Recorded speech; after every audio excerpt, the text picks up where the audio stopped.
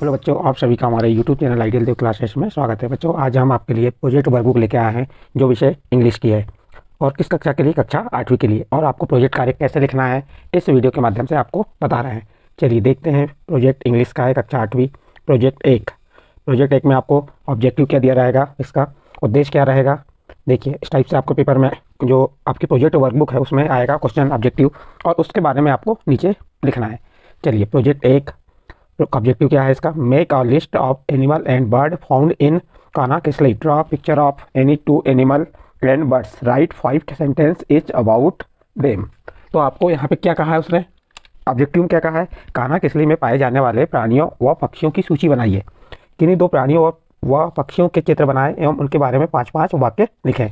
ये आपके पास ऑब्जेक्टिव है। अब इसका आपको प्रेजेंटेशन देना है, तो प्रेजेंटेशन कैसे देंगे? चलिए देखते हैं। प्रेजेंटेशन में Kanha Kisli national park is the largest national park in Madhya Pradesh. It has many animal and bird. तो कान्हा किसलई नेशनल पार्क यानी उद्यान में मध्य प्रदेश का सबसे विशाल राष्ट्रीय उद्यान है। यहाँ अनेक पशु व पक्षी रहते हैं। उसके बाद लिस्ट ऑफ एनिमल फाउंड, जो यहाँ पे आपको किसकी लिस्ट बताना है? एनिमल फाउंड की। तो देखिए लिस्ट में क्या आ जाएगा? Royal Bengal tiger, Indian bison, fox, sloth bear, split pad, heron, four horned antelope, black buck, otter, jackal, chital, swamp deer और सैम्बाहार एटीसी। यानी रॉयल बाघ हो गया, भारतीय बाइसन, लोमड़ी, भालू, धारीदार लकड़बग्गा, 4 सींग वाला मृग, काले हिरन, उद्द बिलाव, भेड़िया, चीतल, बारहसिंगा, सांभर। तो क्या होगी आपकी लिस्ट ऑफ एनिमल फाउंड। तो ये लिस्ट आप इस प्रकार से बना सकते हैं। नेक्स्ट आगे क्या दिया है? लिस्ट ऑफ बर्ड्स फाउंड, यानी बर्ड्स की आपको लिस्ट बताना है। तो ये बर्ड्स की लिस्ट हो गई। तो इसमें आ जाएंगे आपके बर्ड्स की लिस्ट में मवेशी, बगुला, कठफोड़वा, तालाब में पाए जाने वाले बगुले, काला बाजा। तो इस प्रकार से आप यहाँ से लिस्ट ऑफ बर्ड्स की लिस्ट बना सकते हैं। अब उसके बाद आपको क्या कहा है? 2 प्राणियों व पक्षियों के चित्र बनाएं और एवं उनके बारे में 5-5 वाक्य लिखें। तो अब इसके बाद हम यहाँ पे आपको एनिमल के बारे में बताएंगे जो प्राणियों के तहत आ जाते हैं। तो यहाँ पे रॉयल बंगाल टाइगर यानी कि रॉयल बंगाल बाघ, उसके बारे में बताएंगे। उसका चित्र आपको यहाँ पे चस्पा करना है। जैसे नंबर 1 कह दिए। अब उसके बारे में बताएंगे। It is the national animal of India, यानी कि यह भारत का राष्ट्रीय पशु है। कौन? रॉयल बंगाल बाघ। यानी कि number 2, it is the most powerful animal, यह सबसे ताकतवर पशु है। उसके बाद देखिए थर्ड नंबर क्या दिया है? It has black stripes of their ऑर्गेन स्किन। इसकी नारंगी त्वचा पर काली धारियाँ होती हैं। It can run at a maximum of 65 kilometre per hour speed, यह 65 किलोमीटर प्रति घंटा की रफ्तार से भाग सकता है। इट कैन स्विम, यह तैर सकता है। तो इस प्रकार बच्चों आपको हमने एक एनिमल के बारे में बता दिए, रॉयल बंगाल टाइगर। इसके बाद दूसरा एनिमल आता है आपका बारहसिंगा डियर जो है आपका। तो बारहसिंगा के बारे में बता देंगे आप और उसका चित्र भी चस्पा कर देंगे। जैसे it has hung antlers which branches bench to 12। इसके काफ़ी बड़े सींग होते हैं जो 12 शाखाओं में होते हैं। दूसरा नंबर देखिए, it is a herbivorous animal, यह शाकाहारी पशु है। इज वेट अराउंड 180 से 185 किलोमीटर, 180 से 185 किलोमीटर। इसका वज़न कितना है? किलोमीटर कह रहे हैं, किलोग्राम। इसका वज़न करीब 180 से 185 किलो होता है। It has thick brown fur on body, इसके शरीर पर घना भूरा फर होता है। फिर अगर नेक्स्ट पॉइंट देखिए, the population of swamp deer is decreasing due to extensive hunting. अत्यधिक शिकार करने के कारण इसकी जनसंख्या घट रही है। इस प्रकार बच्चों आपको हमने यहाँ पे 2 जानवरों, 2 एनिमलों के बारे में और उनके चित्र चस्पा करके बता दिए। इसके बाद 2 बर्ड्स के बारे में बताना है। चलिए बर्ड्स में देखते हैं। नंबर 1 क्या है? वुड पेकर्स मीन्स होता है कठफोड़वा। इसके बारे में लिखेंगे। उसका चित्र देखिए, कठफोड़ा का चित्र है। It is a beautiful bird, यह एक खूबसूरत पक्षी है। Number 2, it has a strong and sharp beak, इसकी बहुत तेज और पैनी चोंच होती है। It pecks the stems of trees to detect insect to it, यह पेड़ के तने में छेद करती है और कीटों को ढूंढ कर खाती है। उसके बाद देखिए next point, it is a very long and sticky tongue use to catch the insect, इसकी लंबी और चिपचिपी जीवा होती है जो कीटों को पकड़ती है। It's life span is 4 to 11 year, इसका जीवन काल 4 से 11 वर्ष होता है। इस प्रकार एक पक्षी यानी एक बर्ड्स के बारे में हमने आपको बता दिया, उसका चित्र चस्पा करके बता दिए हैं। इसके बाद आता है किंगफिशर। किंगफिशर क्या है, देखिए उसका चित्र ये है। It nest on trees along the river, यह नदी के किनारे के पेड़ों पर घोंसला बनाती है। कौन, kingfisher. It has long beak and short legs, इसकी चोंच लंबी होती है और पैर छोटे। फिर next, it is a brown coloured bird, its upper parts is blue, यह भूरे रंग का पक्षी है जिसका ऊपरी हिस्सा नीला होता है। नेक्स्ट पॉइंट देखिए, it can dive into the water, its fish and fox, यह पानी में गोता लगा सकती है, यह मछलियों और मेढकों को खाती है। Next point, it can fly at the speed of 60 to 70 kilometre प्रति हावर, यह 60 से 70 किलोमीटर प्रति घंटे की रफ्तार से उड़ सकती है। इस प्रकार बच्चों आपको हमने इस प्रोजेक्ट में 2 पक्षी 2 जानवरों के बारे में बताया और उनके चित्र चस्पा करके बता दी हैं। इस प्रकार आपका प्रोजेक्ट नंबर 1 कंप्लीट होता है। इसके बाद नेक्स्ट आपका सेकंड प्रोजेक्ट आएगा, प्रोजेक्ट नंबर 2। देखिए प्रोजेक्ट नंबर 2 में क्या दिया, ऑब्जेक्टिव दिया हुआ है, look carefully at the picture given in lesson 3 of ungrateful jewellers, does the remind you of a story you have heard in your own language, discuss it with the elders of your house and write 10 sentences about it। Part 3 में दिए गए चित्रों को ध्यान से देखो, क्या इससे आपको अपनी भाषा में पहले से सुनी कोई कहानी याद आती है, उसकी चर्चा कर घर के बड़े सदस्यों से करें और उसके बारे में 10 वाक्य लिखें। ये आपका प्रोजेक्ट नंबर 2 है जिसका ऑब्जेक्टिव दिया हुआ है। इसके बारे में आपको प्रेजेंटेशन देना है, तो चलिए इसका प्रेजेंटेशन देखते हैं हम। इसका प्रेजेंटेशन क्या दिया है, I am remembering a story, clever monkey and the crocodiles. तो यहाँ पे आपको हम एक जो स्टोरी यानी कहानी बताएंगे किसकी, चतुर बंदर और मगरमच्छ की। चलिए देखते हैं, यहाँ पे ये आपको चित्र चस्पा कर दिए हैं, ये किसका है, बंदर और मगरमच्छ। इसके बारे में यहाँ बताए हैं, there lived a monkey on a mango tree on the banks of a river, एक बार नदी के किनारे आम के पेड़ पर एक बंदर रहता था। Number 2, the monkey lived very happily on the tree, बंदर पेड़ पर बहुत खुशी से रह रहा था। He used to given mangoes to the crocodiles who lived in the river, वह नदी में रह रहे मगरमच्छ को आम दिया करता था। तीसरा पॉइंट देखिए इसका, तीसरा पॉइंट में क्या दिया है, the crocodile used to take some mangoes for the wife, वह मगरमच्छ अपनी पत्नी के लिए कुछ आम ले जाता था। Wife was the very selfish, पत्नी बहुत स्वार्थी थी। She throw monkey its sweet fruits daily, how delicious will be his heart, बंदर सोच रोज इतने मीठे फल लाता खाता है, उसका दिल कितना स्वादिष्ट होगा। She order the crocodiles to invite his friend monkey for the dinner, उसने मगरमच्छ को आदेश दिया कि वह अपने दोस्त बंदर को रात के खाने पर आमंत्रित करे।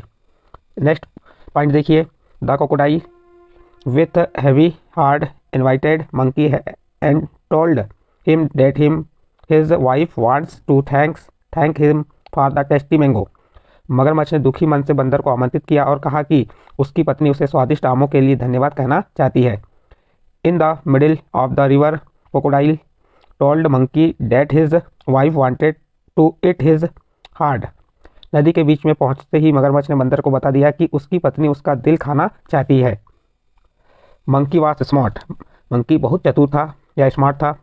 ही keep calm and told the crocodile that he should have told him earlier as a had left his heart on the tree, बंदर बहुत चतुर था, वह शांत रहा और उसने मगरमच्छ से कहा कि उसे यह बात पहले बता देनी चाहिए थी क्योंकि वह तो अपना दिल पेड़ पर ही छोड़ कर आया। नेक्स्ट नंबर देखिए, the crocodile was foolish, he could not understand monkey trick, he took him back to the tree, मगरमच्छ मूर्ख था, वह बंदर की चाल को समझ नहीं पाया, वह उसे वापस पेड़ की तरफ ले गया। As they reached near the tree, the monkey jumped on the tree, he saved his life by his cleverness and ended his friendship with the crocodile, जैसे ही वे पेड़ के पास पहुंचे, बंदर कूदकर पेड़ पर चढ़ गया, उसने अपनी चतुराई से अपनी जान बचा ली और मगरमच्छ से अपनी दोस्ती खत्म कर दी। इस प्रकार यहाँ पे आपको हमने किसके बारे में बताए थे, मगरमच्छ और बंदर के बारे में बताया, उसके कितने पॉइंट बता दिए, यहाँ पे 10 पॉइंट लिख दिए। फिर यहाँ पे दिया है, नेवर, अपने मित्र को कभी धोखा मत देना, never betray your friend, always the grateful to other on help you, जो तुम्हारी मदद करे उसके प्रति हमेशा आभारी रहो। तो इस प्रकार आपका ये प्रोजेक्ट नंबर 2 कंप्लीट होता है। इसी प्रकार आपका नेक्स्ट अगला प्रोजेक्ट है प्रोजेक्ट 3। इसमें ऑब्जेक्टिव क्या दिया है, find the answer of the question given at the end of the lesson 9 with the help of your classmate teacher और parents and write in the your answer book. यहाँ पे दिया है आपका कि जो पार्ट 9 के अंत में दिए गए प्रश्नों के उत्तर अपने सहपाठी या शिक्षक या अभिभावकों की सहायता से ढूंढे और अपनी उत्तर पुस्तिका में लिखें। इसका प्रेजेंटेशन देखिए, हमने यहाँ पे प्रेजेंटेशन में लेसन 9 का लेंगे जिसमें कल्पना चावला के बारे में बताया है। तो lesson 9 Kalpana Chawla the star. Kalpana Chawla, Kalpana क्या है? एक सितारा है। Answer the following question in 1 or 2 sentence. देखिए आपका जो इस प्रेजेंटेशन में क्या करने को कहा था उसने ऑब्जेक्टिव में कि पार्ट 9 के अंत में दिए गए प्रश्नों के उत्तर अपने सहपाठी या शिक्षक या अभिभावकों की सहायता से ढूंढ व अपनी उत्तर पुस्तिका में लिखें। तो यहाँ पे आप लोग प्रश्नों के उत्तर ढूंढ के अपने उत्तर पुस्तिका में लिखना है। चलिए हमने इसके जो कल्पना द स्टार के प्रश्न उत्तर हैं वो बताए हैं। ए नंबर देखिए इसका, answer the following question in 1 or 2 sentence. एक या दो वाक्यों में निम्न प्रश्न को उत्तर दें। When and where was Kalpana Chawla born. Kalpana Chawla का जन्म कब और कहाँ हुआ? इसका आंसर है Kalpana Chawla was born on 1 July 1961 in Karnal, Haryana. तो कल्पना चावला का जन्म करनाल के हरियाणा में 1 जुलाई 1961 को हुआ। इसी प्रकार बी नंबर का क्वेश्चन का आंसर देखिए, वाट वर हर हैबिट्स। उसके प्रिय शौक क्या थे? तो her hobbies were reading, flying, hiking and bird watching. उसके शौक थे, क्या शौक थे? पढ़ना, उड़ना, लंबी सैर करना, पक्षियों को देखना। वो इंस्पायर्ड हर टू फ्लाई। उसे उड़ने की प्रेरणा किसने दी? तो आंसर आ जाएगा इसमें, the Indian pilot JRD Tata inspired her to fly. भारतीय विमान चालक JRD टाटा ने उसे उड़ने की प्रेरणा दी। नेक्स्ट क्वेश्चन देखिए, when did she first fly in space. उसने अपनी पहली अंतरिक्ष उड़ान कब भरी? तो इसका आंसर दिया हुआ है, देख लीजिए यहाँ पे, सी first फ्लेव into space on 19 November 1997। उसने पहली उड़ान 19 नवंबर 1997 में भरी। नेक्स्ट क्वेश्चन देखिए, ई नंबर का, how many experiment did the crew of flight STS 107 perform. Flight STS 107 ने कितने प्रयोग किए? इसके आंसर देख सकते हैं, the crew the flight STS 107 performant 18 experiment in the space successfully. Flight STS 107 ने 80 प्रयोग अंतरिक्ष में सफलतापूर्वक किए। इसके बाद बी नंबर का क्वेश्चन है जिसमें answer the following question in the 3 to 5 sentence. निम्न प्रश्न को उत्तर 3 से 5 वाक्यों में लिखना है। तो ये आपको दिए हुए हैं, देख सकते हैं। What course did Kalpana Chawla have to go through to become an astronaut. Kalpana Chawla को अंतरिक्ष यात्री बनने के लिए कौन से कोर्स करने पड़े? तो ये उनके कोर्स के नाम है, दिए हुए हैं, आप देख सकते हैं। ए नंबर का question, after passing higher secondary she had to do bachelor degree in astronautical engineering, then the did master degree in aerospace English engineering and lastly she did her PhD in the same subject. देखिए यहाँ पे जो question था अपना, कल्पना चावला को अंतरिक्ष यात्री बनने के लिए कौन से कोर्स करने पड़े? तो उत्तर में हो जाएगा हायर सेकेंडरी के बाद उसने स्नातक की डिग्री वैमानिक इंजीनियरिंग में की, फिर स्नातकोत्तर और PhD की डिग्री उसी विषय में ली। फिर यहाँ पर दिया आपका describe the first space mission of Kalpana Chawla. Kalpana Chawla के पहले अंतरिक्ष अभियान के बारे में लिखो। तो ये उसके पहले अभियान के बारे में लिख दिया। She took her first space mission in the space shuttle Columbia on 19 November 1997। The first was the called STS 87। She worked with 6 member space crew as a mission specialist and prime robotic arm operator. She enjoyed in the much. उसने अपनी पहली अंतरिक्ष यात्रा space shuttle Columbia में 19 November 1997 को भरी। इस उड़ान को STS 87 के नाम दिया गया। उसने 6 लोगों के साथ मिशन स्पेशलिस्ट और रोबोटिक ऑपरेटर की तरह काम किया। उसको उसमें बहुत आनंद आया। इस प्रकार से आप इसका सी नंबर का क्वेश्चन भी लिख सकते हैं जिसमें दिया उसकी आखिरी अंतरिक्ष यात्रा का वर्णन कीजिए। तो ये आखिरी अंतरिक्ष यात्रा का वर्णन दिया हुआ है यहाँ पे। उसके आखिरी अंतरिक्ष her last space mission was the called STS 107। It took off on 16 January 2003। The crew successfully performed 18 experiments unfortunately 16 minutes before landing the spacecraft developed a sang and the perished on 1 फरवरी 2003। उनकी अंतिम अंतरिक्ष यात्रा को STS 107 नाम दिया गया। उसने अपनी उड़ान 16 जनवरी 2003 को भरी। समूह के सफलतापूर्वक 80 प्रयोग किए। दुर्भाग्यवश उतरने से 16 मिनट पूर्व अंतरिक्ष यान में एक अवरोध आया और वह 1 फरवरी 2003 को नष्ट हो गया। Mention some the honour awarded to Kalpana Chawla after the heroine death. कल्पना चावला का मरणोपरांत जो सम्मान दिए गए उनका वर्णन कीजिए। तो देखिए कल्पना चावला के मरने के बाद जो सम्मान दिए गए थे वो क्या क्या है, तो यहाँ पे इन्हें लिख सकते हैं।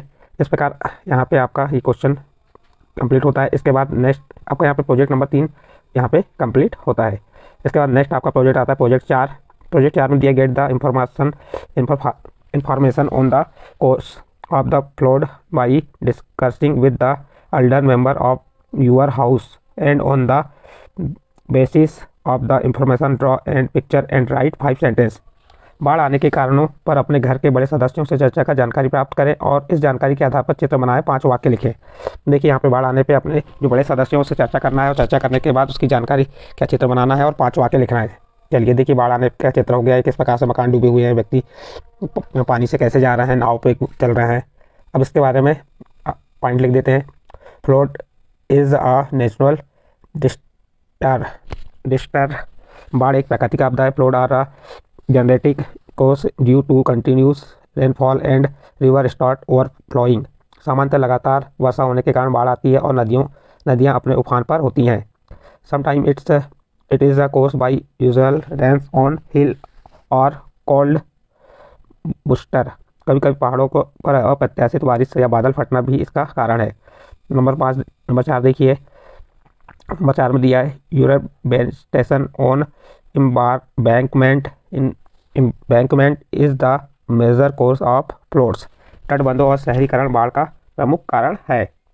Flowed killed lot the people and destroy the growth and development of that place. बाढ़ के कारण बहुत से लोगों की मृत्यु हो जाती है और उस स्थान की प्रगति और विकास का सर्वनाश हो जाता है। इस प्रकार आपका प्रोजेक्ट 4 में जो बाढ़ से संबंधित चित्र बनाना है और चित्र बनाने के बाद उस पर 5 वाक्य लिखना है। तो आपको 5 वाक्य कैसे लिखना है ये हमने आपको बता दिए। इसके बाद नेक्स्ट आपका प्रोजेक्ट 5 है। प्रोजेक्ट 5 में दिया find out what goods are sold by shopkeepers in the hat market etc near your discussing with the elder member of the house.